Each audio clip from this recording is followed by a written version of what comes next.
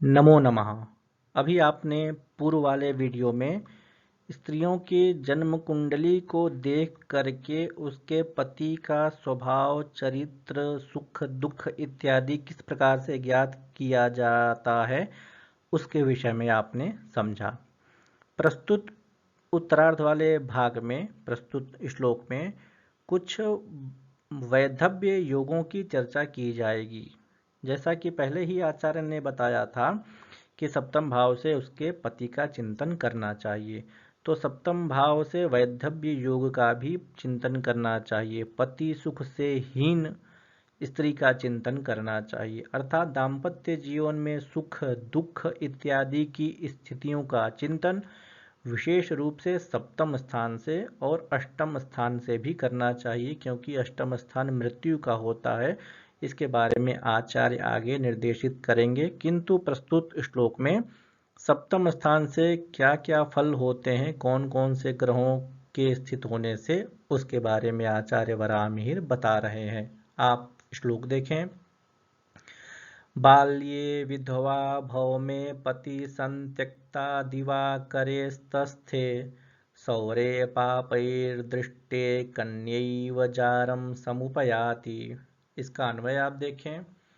अस्तस्थे भौमे बाल्ये विधवा भवति, दिवाकरे पति संत्यक्ता भवति, एवं सौरे पापैः दृष्टे कन्या जारम समुपयाति। इसकी आप संस्कृत व्याख्या देखें। अस्तस्थे सप्तमस्थिते भौमे मंगले बाल्ये अल्पकाले विधवा पतिहीना भवति, दिवाकरे सूर्ये पति संत्यक्ता पत्या विरहिता भवति, एवं सप्तमस्थिते सौरे शनौ पापैः पापग्रहैः दृष्टे अवलोकिते कन्या स्त्री जारं परपुरुषं समुपयाति प्राप्नोति। इस श्लोक में मुख्य रूप से स्त्रियों के सप्तम भाव में स्थित ग्रहों के आधार पर अशुभ योगों का वर्णन किया है। तो आचार्य वराहमिहिर कह रहे हैं कि बाल्ये विधवा, अर्थात बाल्यकाल में विधवा होती है, अर्थात विवाह के तुरंत पश्चात ही स्त्री विधवा होती है। कब?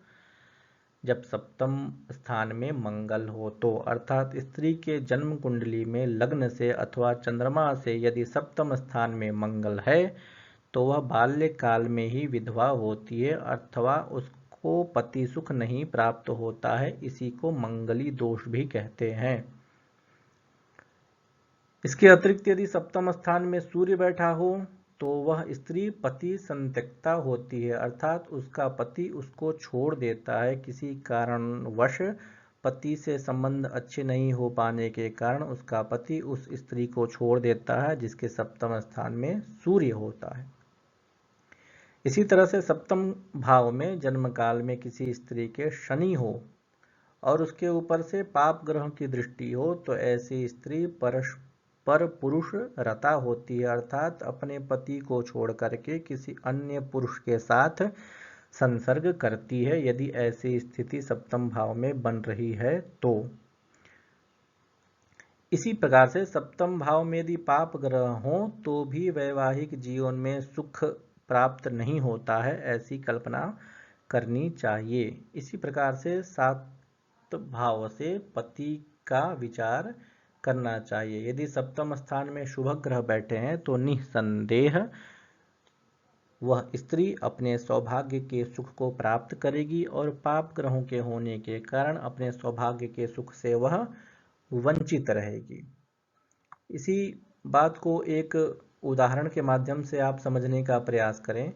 इस उदाहरण में मंगल, सूर्य और शनि, इनके विषय में चर्चा की गई है कि सप्तम स्थान में मंगल होने से बाल्यकाल में विधवा होती है, अर्थात विवाह के तुरंत बाद ही उसका दाम्पत्य जीवन खंडित हो जाता है। तो आप देखें, धनु लग्न की कुंडली है और सप्तम स्थान में मिथुन राशि में मंगल बैठा हुआ है, तो ऐसी स्थिति में विधवा योग निर्मित हो रहा है। विधवा उसे कहते हैं कि जिस स्त्री का पति जीवित न हो तो वह विधवा कहलाती है।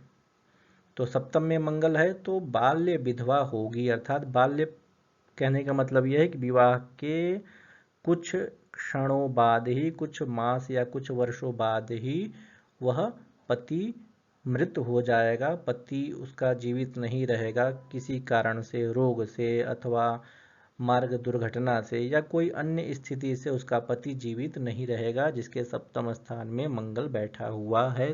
तो इसी तरह से दूसरा उदाहरण आप देखिए, पति संत्यक्ता, सप्तम स्थान में कर्क राशि में सूर्य बैठा हुआ है, तो ऐसी स्त्री का पति उसे छोड़ देगा। विवाह के बाद कुछ समय बाद कोई ऐसी परिस्थितियां उत्पन्न हो जाएंगी, पारिवारिक या सांसारिक या आपसी मतभेद होने के कारण दोनों में कलह उत्पन्न होगा और पति अपनी पत्नी को छोड़ देगा, जिसकी कुंडली में ऐसी स्थिति बनेगी। इसी तरह से जो तीसरा उदाहरण बताया गया है कि शनि सप्तम भाव में हो और अशुभ ग्रह से दृष्ट हो तो वह जार होती है, अर्थात परपुरुष का वर्ण करती है।